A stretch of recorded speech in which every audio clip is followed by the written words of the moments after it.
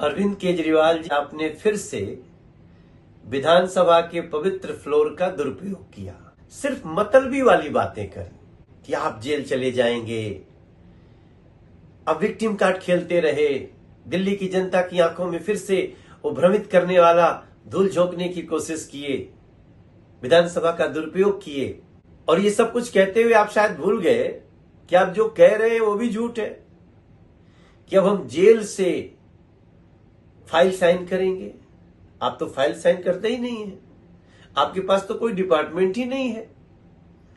तो जब कोई पोर्टफोलियो नहीं, डिपार्टमेंट ही नहीं, तो आप कौन सी फाइल साइन करेंगे जिसके लिए आप इतना इमोशन दे रहे हैं? अरविंद केजरीवाल जी, शायद आप ये भी भूल गए कि इस समय कम से कम पॉल्यूशन की बात करनी चाहिए थी, जिससे लोगों की सांसें रुक रही हैं, बच्चों के स्कूल बंद हैं, तरह तरह के नियम कानून लगने से हमारे दिल्ली के लोगों का जीवन बाधित हो रहा है। आपको उसकी चिंता नहीं आई।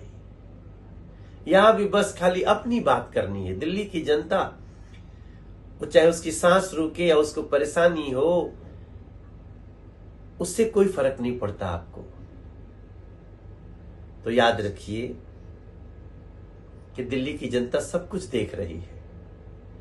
और आपने एक बात तो अच्छी कह दी, क्योंकि आपने विधानसभा पे कह दिया कि आप अपराधी हैं। आपने ये मान लिया है कि अब आप जेल जा रहे हैं, आपके पास बेगुनाही में कहने को कुछ नहीं है। कमाल है।